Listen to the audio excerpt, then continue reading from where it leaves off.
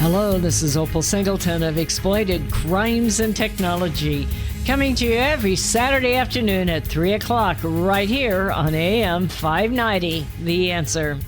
Well, there is so much going on in the world of combating exploitation, it just makes your head spin. At least makes my head spin. And I've been in a darn long time, so it's really... I can't think of any time in my 13 years of fighting human trafficking, sextortion, social media exploitation, child pornography. It's just a crazy time. We have so many potential victims out there that are being exploited, are homeless people that are roaming around on the streets that end up getting used or forced into commercial sex or being exploited. And you have all those people at the border. Many of them are really fine people, but a lot of them owe money to a coyote or maybe a cartel, and they end up getting exploited. And it's just a crazy, crazy thing. We're putting our kids online when they're younger and younger, and all too often they don't understand the dangers of the world they live in. Well, it's with that scenario I want to once again talk about a bill that is just swirling around Capitol Hill in Sacramento called SB 357. But I'm not going to do this all by myself today because I have a friend of mine that's going to join us, a lady who is for sure a national expert in the business of combating human trafficking. Her name is Nancy Aguirre. Nancy, you want to say hello? Hi. Hi. How's it going, Opal? Thanks for having me here. You bet. Nancy and I have worked together for probably, 5, 7, 8 years, something like that. Nancy's background is in working with law enforcement as what they call a crime analyst. That's that person over there you see on TV that let the fingers do the walking, and they do all this crazy stuff on research, but it doesn't really happen that fast, right, Nancy? No, especially for human trafficking investigations. You know, speaking of that, Nancy is now left law enforcement, and she's working at the local Riverside Community College, teaching people all about how to combat this and preparing the future generation of people that want to take on this issue. But, tell me a little bit about your background, Nancy, and what you did. Sure. So I learned about human trafficking several years ago when I wrote my thesis going through my bachelor's degree in criminology. Wow. I was back when I went to University of Laverne, and I wrote about sexual exploitation on women, but in other countries. So I got some educational background on that, but my real experience came when I was hired with the Riverside County Sheriff's Department. I was hired there as an intern and learned all about gangs within Riverside County and bordering counties as well. Mm-hmm. Later, I worked intelligence with the Special Investigations Bureau and narcotics. Mm-hmm. And from there, I went into human trafficking. So I assisted the task force that worked all investigations. And like you said earlier, you see the type of research that's done on TV, but it just scratches the surface on what they actually show. Yeah. These types of investigations take such a long time, so much work, and more so when the victim does not want to talk. Mm-hmm. When the victim maybe does talk a little, or maybe we get a lead or some sort of information, that is when we have to step in and try to find all digital evidence, any type of evidence possible that will corroborate the story that the victim is talking about what he or she went through. One of the things that I often say when I do my public speaking is that it really drives me nuts now that there's such an issue going on about defunding police or pulling back the budgets or that kind of thing. If there's ever a time in history that we ought to be investing in law enforcement, and especially in technology for law enforcement, I think that most people don't realize how this works. But when you get these big crimes, they'll often maybe taking place in real life, but the investigation is through technology online. Absolutely, especially nowadays. Yeah. With online gaming, online dating. Yeah. I mean, you can do searches on finding someone to come and fix something inside your house. Everything's online that you can find. It's at your fingertips. So we all have these computers, and we're allowing, our kids to get in them. We're doing different financial transactions on them. So there's so much crime behind that all that's taking place. Yeah. And a lot of people don't realize, especially with sex crimes, a lot of it takes place online in the start. Nancy and I both know from our years of experience of this, a lot of this is taking place on sex ads online.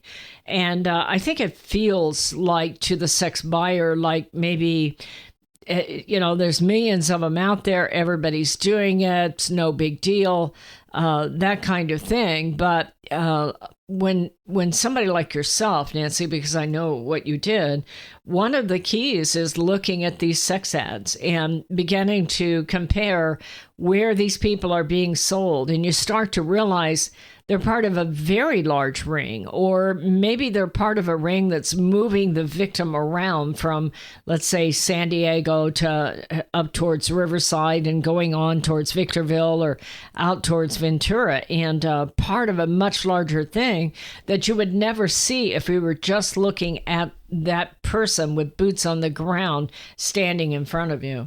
Yeah, it can go from such a small scale of, let's say, a trafficker and one or two girls, females, to a very large scale where tons of traffickers, and when I mean tons, I'm, even just having more than 5 traffickers, you can imagine there will be 10 to 20 girls that they can each have, and placing them in different cities, transporting them to other states, crossing borders as well with these victims. And absolutely, when they're placing these photos online, it can or doesn't even have to be the actual victim that they're placing the photo on. Yeah. Several times, especially when it's a minor, they're not going to place a photo of a minor. They're going to want to find any picture that they can find online of, something that is pleasing to the eye of a John, which a John, you already know, Opal, is someone that purchases sex. Right. So that's usually what they'll go after. Whatever's going to be pleasing to the eye and inviting for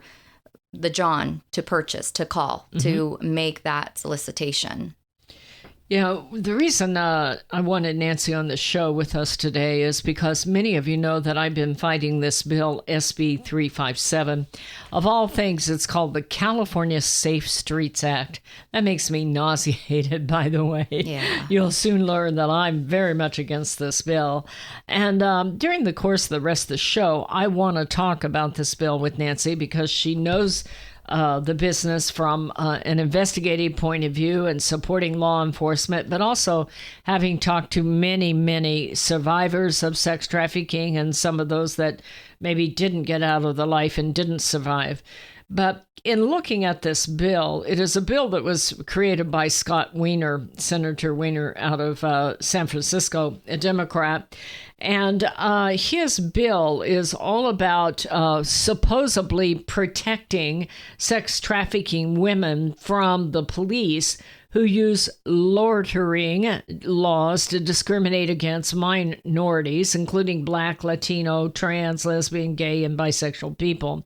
So they basically are saying that when a woman is out there dressed provocatively, out soliciting sex, that they are targeted by the police and they want to stop that.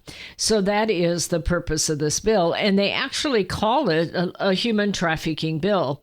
And there are one or two major advocacy companies that have gone in and worked with the ACLU to promote this bill. Now, I'm not going to say who they are, but I am going to tell you there's a lot of money behind it for them. And I'm saying that if they're needing to put out millions of dollars for victim services, they know there are going to be victims. So this bill over the next 3 sessions that we are talking here online, I want to talk with Nancy about the pros and cons of it. I don't really need anybody to tell me what I think about it, because I can tell you right now, I think this bill is going to be absolutely devastating. You know, in Nevada, they legalize street prostitution, but they put it in a brothel in a fixed area where the girl especially is protected. They can have health checks and STD checks. But this bill is not like that. It basically legalizes street prostitution. And it says that if you're out there lording for prostitution on the street or in a car, that law enforcement cannot intervene. And that, to me, is an outrage. My name is Opal Singleton. My guest is Nancy Aguirre, and we'll be right back. Listen up, folks. You no longer have to drive out of the IE for a great restaurant experience. The Toasted Barrel, an upscale casual steakhouse located in Corona, has been winning award after award for their great diverse menu, service, ambience, wine, and cocktails. Customers call the Barrel the perfect date night. Inland Empire Magazine has awarded them Best Restaurant 4 years in a row. Wine Spectator recognized the Toasted Barrel's wine program for their award of excellence. Toasted Barrel is famous for their certified Angus beef, prime, Wagyu, and Kobe steaks, and they have some of the best pasta and seafood around. With happy hour and daily specials every day of the week, their appetizers and drink selections are the best around. Live music starts every Friday and Saturday at 5:30. Planning a dinner party, wedding rehearsal, family gathering, or holiday party? Look up Toasted Barrel online and make your reservation today. Hello, this is Opal Singleton of Exploited: Crimes and Technology. I want to tell you about a book I wrote called Seduced: The Grooming of America's Teenagers. It's all about how predators access, groom, recruit, and exploit our young people using social media, online gaming, video chat rooms. Technology is changing at the speed of light, and we have to understand how to keep our kids safe from predators. So you can get this book by going to www.millionkids.org. It's $16. I'll sign it, and I'll ship it to you personally. We hope that you will order this book, educate yourself about how to keep our kids safe in this day of changing technology. Join us each Saturday for our radio show at Exploited: Crimes and Technology at 3 o'clock on AM 590. The Answer. Real estate sales in the Inland Empire are really hot. Sellers and buyers recognize that these low interest rates will not last. Sean and Colleen at Caldwell Banker Armstrong Properties in Riverside are proud to sponsor this show. They are the best in the Inland Empire. They're fair, honest, creative, and they care about you and your situation. If you're in the market to buy or sell a home, call Sean and Colleen at 951-529-4066. AM 590. The Answer. Hello and welcome back to Exploited: Crimes and Technology. This is Opal Singleton. I am the president and CEO of an organization here in the Riverside area called Million Kids, Million.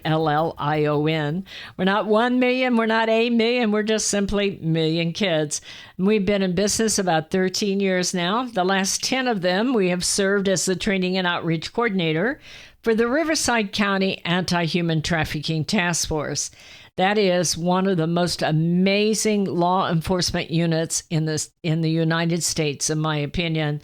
In fact, I want to give a shout out to our sheriff, Sheriff Chad Bianco, and also our district attorney, Mike Hestron, because we see organizations all across the United States defunding police, cutting back, dissolving task forces, all in the name of, equality or something.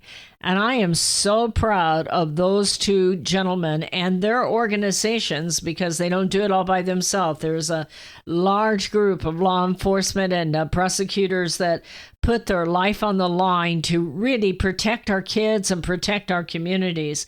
And they doubled down, especially during COVID, and doubled the size of the task force. And I'm very, very grateful to be able to work with them.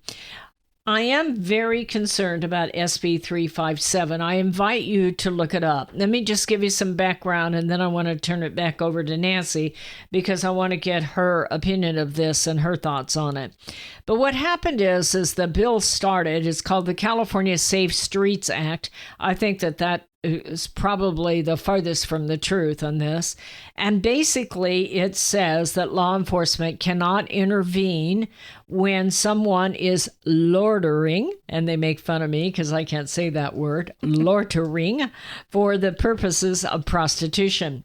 And so basically, it's saying that women, especially of color, are targeted. I don't disagree with some of that. I've worked with the business for a long time, and many of the women that are out there are women of color. But that doesn't mean that they don't need intervention. That doesn't mean that they're out there all of their own accord or that they're willingly doing that.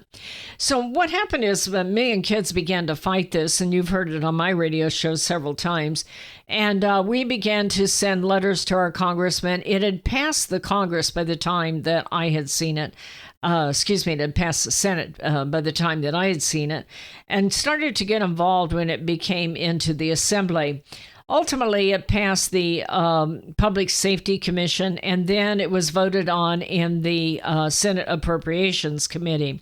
But we began to make some real headway. There are several organizations that have raised money. I myself spent thousands of dollars so that I could educate you, the public, to at least let you know this is happening. Nobody's telling you that this is going on. And they began to send sex trafficking survivors to Capitol Hill, and we all reached out to our assemblymen, and they voted on it the Friday before the recall election. And it was voted on right by party lines. In fact, they were careful to just have enough votes to pass it because many people who were originally voting for it backed off and did a no vote because it's coming on the recall election, and they didn't want to lose the support of their constituency. So we know that they know this is not a popular bill. Well, so it passed along party lines with 41 votes, and then the Friday before the recall, Senator Weiner announced that they're going to hold the bill until the end of the year for the governor to sign it. Well, they are getting a lot of pushback. And folks, if you are against this bill, it is not too late for you to contact your governor. He has not signed it yet, and you need to be heard, and we all need to be heard, because they need to know this is not going to be a popular bill and easy for them to sign it. So with that, I want to begin the dialogue here with Nancy Aguirre. She is one of the foremost experts in the United States on human trafficking. Nancy, one of the things that they say here is this is going to protect the sex worker. Can you start out with that concept, and let's go from there? Well, start off with the concept. It's hard for me to agree with that statement. I don't see myself how that would protect them. In fact, if you actually look at what statistics, what the research has read and said, survivors themselves are speaking about this bill. Yes. And they are survivors of human trafficking. It has a lot to say when they're the ones that believe that it's only going to increase the issue. It's only going to increase more victimization of human trafficking. It's a huge problem, and it's going to be a huge problem. I personally don't see it as a protection. I see it as a possibility of much more greater crime that's going to take place and open it up further than just human trafficking. Yeah, one of the things that I see is if law enforcement is not allowed to intervene, that in essence legalizes prostitution. Correct. And on the street and in a car. The minute you do that, I believe this is going to create an absolute stampede coming to California. that pimps across the United States will start to bring their girls or their guys that they're putting out there. Sure. I'm concerned about the homeless that'll be tricked into this. I'm concerned about all those people at the border that owe money to a coyote. I'm concerned that you're going to see huge amounts of competition in this, and it's going to be even more difficult for the young lady that is trying to make her living like this. Yeah, I agree. The population that falls into victimization of human trafficking, Opal, you and I both know that they are vulnerable. They have a background of some sort of abuse they've gone through in the past or currently being exposed to. You have international victims coming in that are also fearful of law enforcement. So just imagine it being in California that it is okay to commit street prostitution. Who are these victims going to turn to? Who are they going to feel safe around to coming forward and disclosing that they need help and they're being a victim of human trafficking? I think it's also going to make their life so much harder. Right now, you and I both know that the average person in this life earns between $800 and $1,000 a night, or they don't get to eat. And by the way, most of the time, they don't get that money. It's going to a pimp or an organization, organized crime of some sort. And they're moved around and they're violated. And I think that it's going to make it much harder for them because the competition is going to be absolutely fierce. Sure. So like you were mentioning, they have to meet a quota a day. They have to meet a quota of the number of Johns they have a day, the amount of money they make a day, and they give that to their trafficker. If they don't meet that quota, they suffer from that. And it's not only a quota, but they're paying into, like you said, whether it's their food, whether it's what they're wearing, an advertisement of where they're going to be advertised, whether it's going to be online. Online advertisements cost money. If they are an international victim and they cross borders and they still owe the coyote from them being sold now to a trafficker. So they see them as they're still in debt. The trafficker sees like, I owe money for this victim. So now you have to work off that debt. Right. And that's one reason why you and I both know they don't get out. They feel like they can't go back. They feel like the advertisements have been out there, that their lives have been changed. But more important, that pimp or that agent is controlling their life and telling them they have to pay their debts. They can't get out. They can't go back, or that they will be hurt or even worse, killed if they don't perform. And I don't see that going away just because now law enforcement cannot intervene. Yeah, I agree with you. And further from that, some of these victims believe they're in a relationship. Yep. So whether it's not a financial bondage, it's an emotional bondage that they fall into. And they believe that they have to stay with their partner. This is their partner. And aside from that, they don't know what else they have available, especially if they come from homeless, or if they come, maybe they were in a foster home before, a group home. Now they're 18. Where do they go? Right. What else do they have? Right. Yeah, that is one of the real challenges. This bill is focused on adults who are out there making that decision to do this, or to at least take up with someone, and in an effort to try to please them, they get caught up in it. But I worry because there are no limitations on where this can take place that I can see. It can be in front of a school. It can be in front of your home where your children see it. It can be in front of a business where people don't want to come in and shop at your business. Well, this is Opal Singleton of Million Kids and Nancy Aguirre, and she is our guest today. We are up against that break, so we're going to ask you to stay with us. We're going to be right back. Societal Shift, A World Without Borders and a Home Without Walls. This is the most important book you will read this year, especially if you have children or grandchildren. We are living at the most important time in all of history. In 2020, the entire world will be connected by internet, more than 6 billion people coming together. Technology will provide many great advantages for our kids, but a world without borders for our kids is also a world without borders for pimps, predators, pedophiles, cartels, and organized crime. It is a home without walls because 87% of the kids sleep with their phone. It is the greatest societal experiment of all time.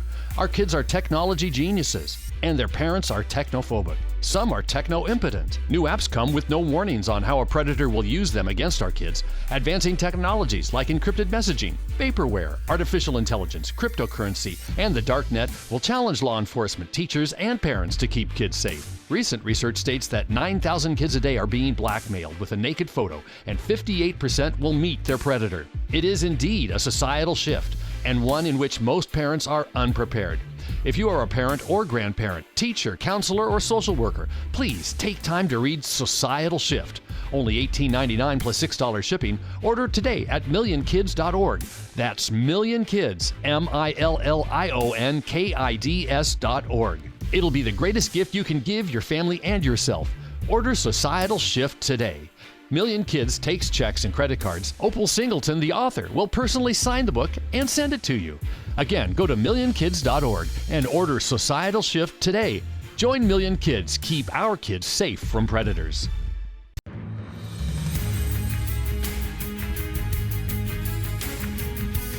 Hello and welcome back to Exploited Crimes and Technology. My name is Opal Singleton. Our organization is called Million Kids, and I hope that you will take the time to look at millionkids.org. Please go into millionkids.org and sign up for insider alerts. These are short videos, usually 5 to 7 minutes, unless I get carried away on something. And what we do is we analyze local cases and also technologies and how it's affecting all of this. So it's a great way for you to find out what is happening in the name of human trafficking here in the Inland Empire, but also to stay current on how various apps are used to seduce our kids and trap our kids into sextortion and social media exploitation. So I want to say thank you to all the people that have supported us over the years. We've been in business since 2008. We're a local company, but we serve all across the United States. And I want you to stay tuned. On February 8th, we're coming out with a movie. And it will be all about basically where naked photos go when you hit send and why you don't want your kid doing that, okay? So I hope you'll stay with us. I want to thank each and every one of you that listen to this show and donate financially. That just has made all the difference in the world. This movie is a dream come true, and we've been a long time at putting it together. It got slowed down by COVID, but it is happening. I've seen it. I've seen parts of it. I'm going to get to see some of it before too long. It's being shopped out right now on all the major live streaming organizations and also many of the film festivals. So it is really, really exciting. So please stay tuned for that. It'll be called, well, I won't tell you yet. It's a little too early. I won't tell you what it's going to be called. But stay tuned. February 8th is the release date. Okay, so I want to get back to this SB 357 with Nancy. One of the things that I know, and Nancy knows because we've worked in it, is we have a wide variety of sex trafficking here in the Inland Empire. We have our kids who go online, fall in love, turns out he's a gang member, a pimp, and off they go. But we also have foreign national trafficking. We had a big case right here in Colton where it was the Paredes family, and they were bringing in unaccompanied minor girls and selling them from Ventura to out here in the Inland Empire and laundering the money through a local dress shop. And those people were highly exploited. They moved them around from about every 3 or 4 days, sometimes 6, 7 days. They don't know where they're at, and they don't know how to get help. And they're scared because they and their family owe money to the coyote. We're seeing the same thing with many of the Asian groups, especially in massage parlors. Nancy, one of the things that you and I have talked about is the impact of this bill on that business. I honestly believe they're just going to go into the massage parlors and pull those girls out on the street because now we can't touch them as law enforcement. What's your thoughts on that? Yeah, I agree with you, Opal. With massage parlors, before it was discreet. Whether it was an advertisement on a massage, and it's much further than a massage once you go in and ask for the massage. It's discreet in the way where the advertising, not just online, but in person to person, is talked about, where it is that you can go to a residential home that is looked at as a brothel itself. Right. Well, now more than likely, as the wording on this bill is looking as it possibly being legalized, how are they not going to stop them from having these girls stand outside, advertise themselves, right? Walk along areas where there's busy traffic, which busy traffic also takes place in front of schools when parents are picking up their children. And in front of businesses? Yes, large businesses. So as a community, we can see how much it's going to affect. Yeah, that is really what I don't hear in this argument with all the people going back and forth calling it the human trafficking bill, which I find just irritating at a minimum. I agree. But I can just see this. I mean, for years around here in the Inland Empire, we used to have all these prostitution solicitations going on University Avenue and over here on Baseline and G and in San Bernardino and out on Holt Boulevard. And I remember about 5 years ago, and one night coming home late from a tug, I counted 37 women in one block. Yeah. And I look at this and I go, why on earth would you want to return to that? Yes. And there are many businesses you wouldn't want to go into because you can't get past the crowd of people. Yeah. And I can just see that coming back again. Yeah. Exactly. And, the sad thing is that some of these individuals that read the bill or vote for the bill, not against it, they believe that these victims actually choose this lifestyle. That's the crazy thing behind it as well. Yeah. Who is going to want to stand out there and sell themselves to complete strangers, go through such abuse, violence, and rape? On the contrary, why couldn't a bill be written to assist them in the form, we'll get you out of the streets. Let's convict the trafficker. Yeah. Let's help you get a job. Let's help you get education. Let's help you, with shelter, with what it is that we actually need as a human being to survive and become successful. And this bill, to me, is the complete opposite. It's allowing this crime to continue and allowing the vulnerable to continue to live in this life. It also overlooks a lot of the services that are out there. That's one of the things that kind of surprised me. We've worked hard over the last 8-10 years to have funding. In the last 4 to 6 years, there's been a lot of government funding and a lot of private parties that have come forward. And in Riverside alone, we have 6 incredibly fine safe house organizations. Yes. Some are for kids, some are adults, some are long-term, some are short-term. I don't know that you ever have enough, but, we've come a long ways to providing services. And I don't disagree that when a girl is picked up for prostitution, she gets a record and it's hard to get a job. But I also know we have organizations that help them get that off their record, pro bono legal capability, help them remove the branding, help them get psychological counseling, medical counseling.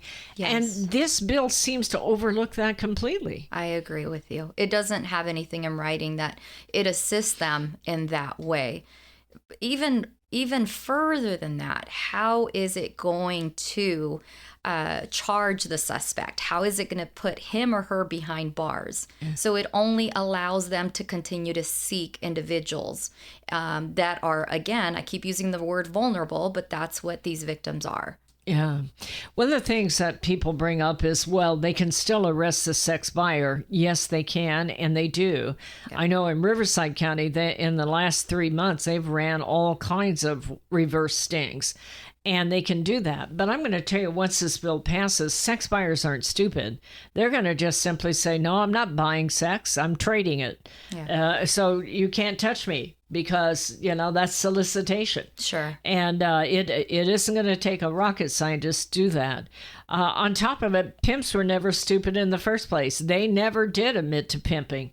No, she's out there by herself. She places all her own ads. I hardly know her name, kind of thing. They're the first to distance themselves when the law steps in. Sure. So there is nothing in here that's going to make it more difficult for the pimps. In fact, I think this is going to make it so much easier for pimps to violate these people that the numbers of violations are going to go way up. Yeah, I agree. Especially, like you said earlier, the international victims. That's going to exceed, I believe, to very large numbers. As of today, the U.S. Department of State has estimated 14 to 17,000 victims are trafficked into the country each year. Yeah, I think that number is low too, because that is before we've had the border crisis, and that you're seeing. I will tell you, I am very concerned about what's going on at the border, because a lot of those people, you don't know. First of all, it is not our government that's making the decision on who gets in. It's who can pay the most money to a coyote. Yeah. And it isn't just people from South America. We now know tens of thousands are coming in from Haiti. And it's not the people I have the argument with. I mean, I know a lot of people who have come in undocumented that are lovely people. Yeah. But I'm going to tell you, their family back home, or they owe money to a coyote. And if a coyote figures out that they can line those people up instead of out there selling flowers to repay their debt, they're lined up using their bodies. We are already seeing trafficking right here in the Inland Empire, where Sure. they are paying their coyote by being put out into prostitution. Right. It's just, it's really, really a concern when you get people who are desperate and in owing other people's money and having other people control them and control their future and what they are allowed to do. Well, my name is Opal Singleton. Our guest today is Nancy Aguirre. I appreciate each and every one of you that listen. We're about to wrap this up, so stay with us. We'll be right back. Custom Service Systems, a proud supporter of Million Kids, is a family-owned and operated commercial cleaning company servicing the Inland Empire and surrounding areas since 1974.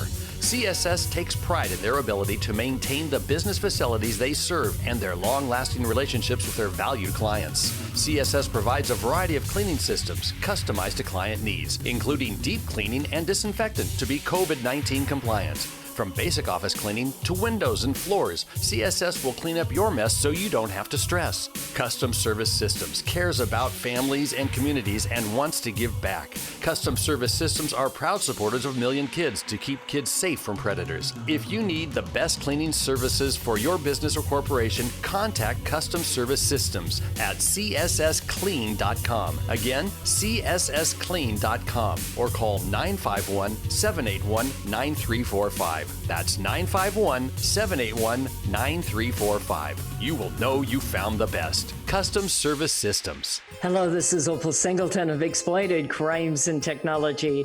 Let me tell you about my friend Doris Anderson at Remax Realty in Upland. She is amazing. She's kind, she's patient, but she listens. And she's informed, and she will help you with your real estate transaction in a way that works for you. Doris, in full disclosure, often supports the work of Million Kids because she cares about young people. But she knows how to analyze a market, how to market a property, and how to find just the right transaction for both buyers and sellers. If you're looking to buy or sell real estate or invest in income property, contact Doris Anderson at Remax Realty, 951-733-8899. That's 951-733-8899. 951-733-8899. This message is all about Million Kids, the organization that helps locate missing kids throughout Southern California and educates to keep kids safe from predators. Million Kids educates school administrators, teachers, parents, and teenagers how predators identify a potential victim and the methods they use to recruit innocent kids. BMW of Riverside is a proud supporter of Million Kids. Visit BMW of Riverside at the Adams Street exit off the 91 freeway or click bmwofriverside.com. AM 590. The Answer.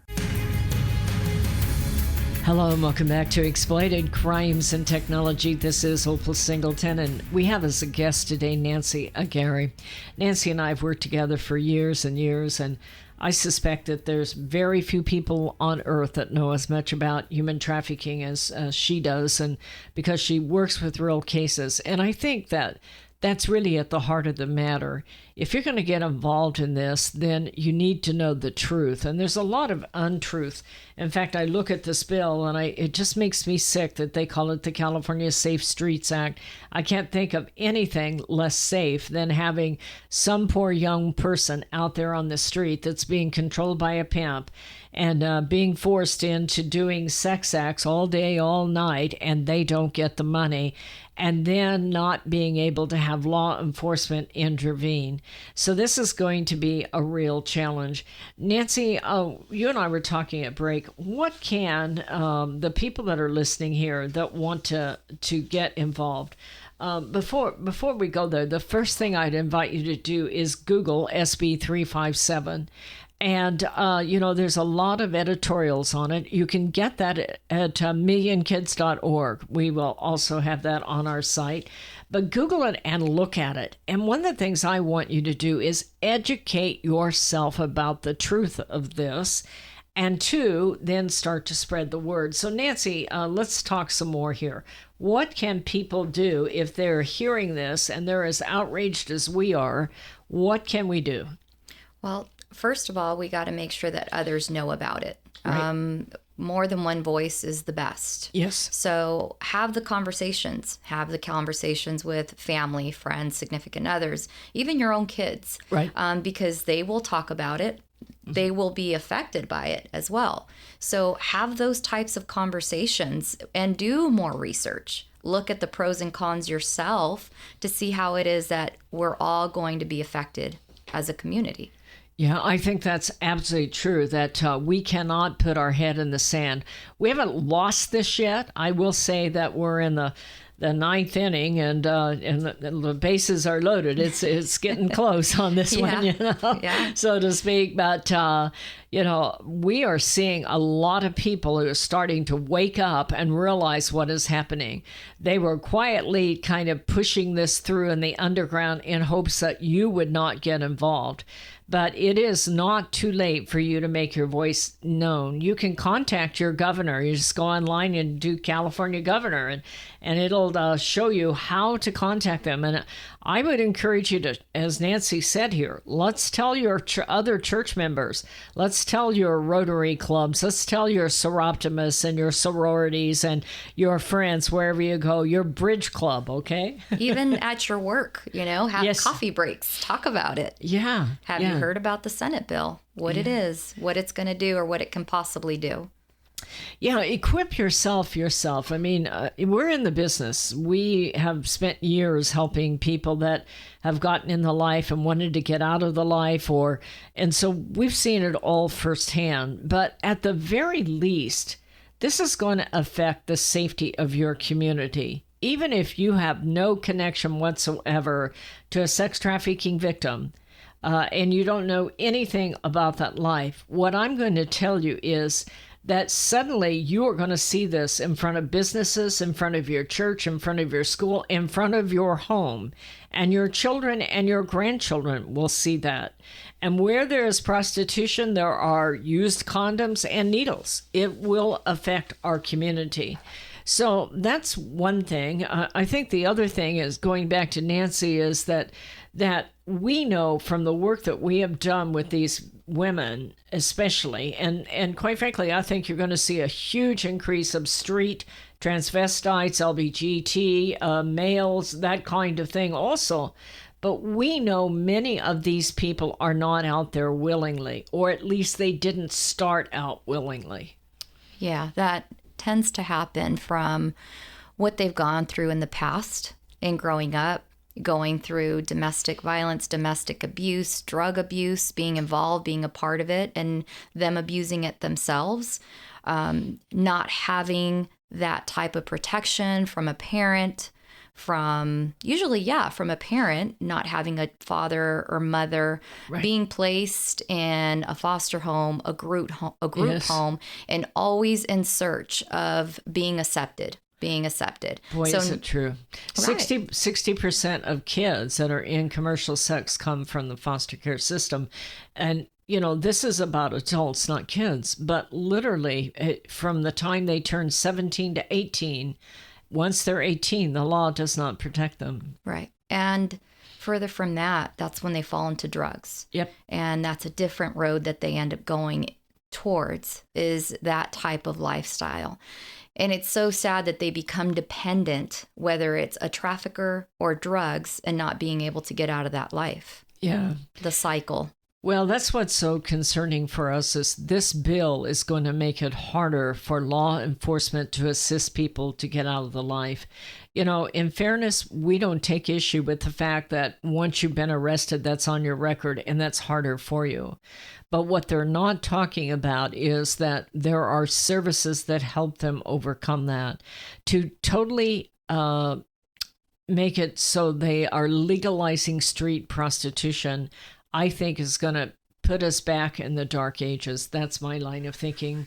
Well, before we close out, Nancy, do you have any other thoughts that you'd like to talk about on SB 357 or what people should do?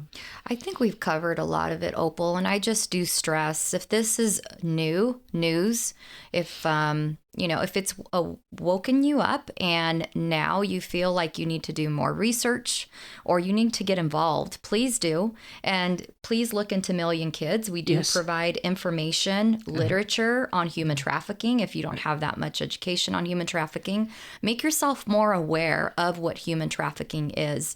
You don't realize how close that is when it can be a family member, it can be a friend, it can be someone at a school, it can be a neighbor as well. And we don't realize what the indicators may be of what a victim may be going through at the time and how it is that you can help out.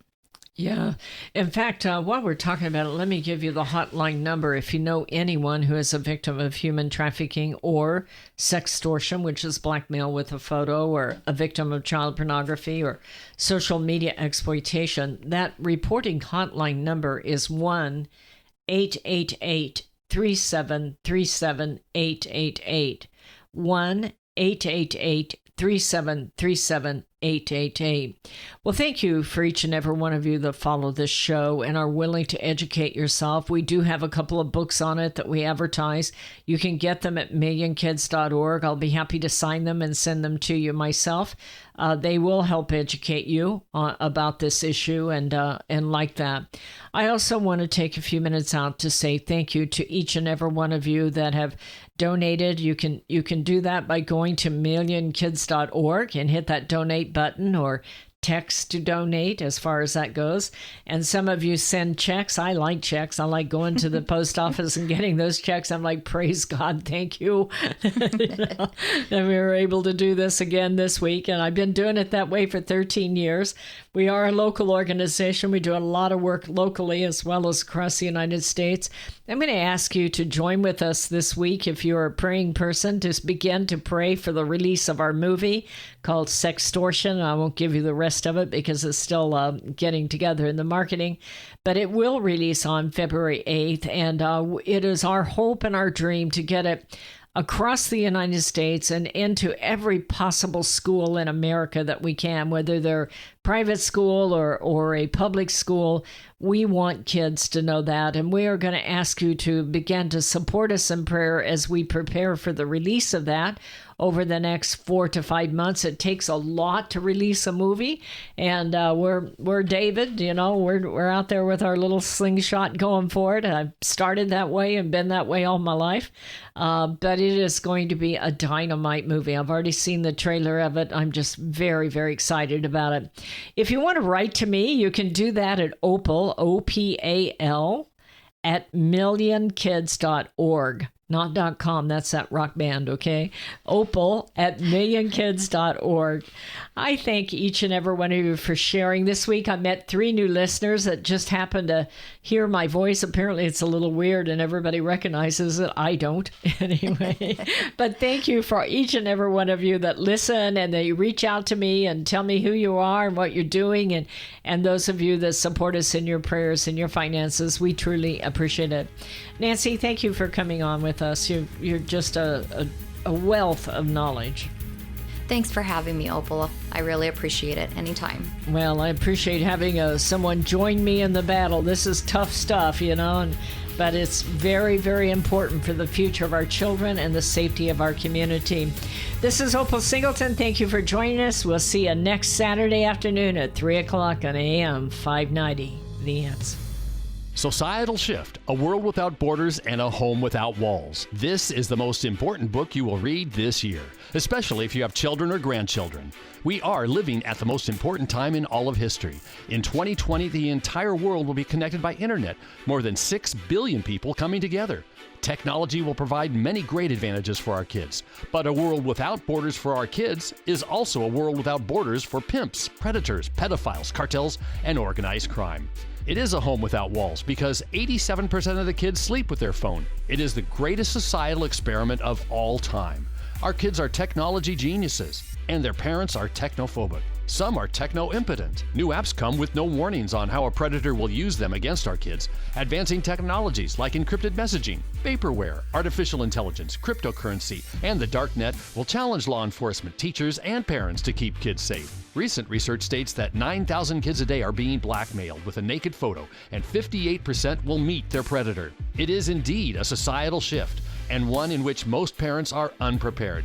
If you are a parent or grandparent, teacher, counselor, or social worker, please take time to read Societal Shift. Only $18.99 plus $6 shipping. Order today at millionkids.org. That's millionkids, millionkids.org. It'll be the greatest gift you can give your family and yourself. Order Societal Shift today. Million Kids takes checks and credit cards. Opal Singleton, the author, will personally sign the book and send it to you. Again, go to millionkids.org and order Societal Shift today. Join Million Kids. Keep our kids safe from predators.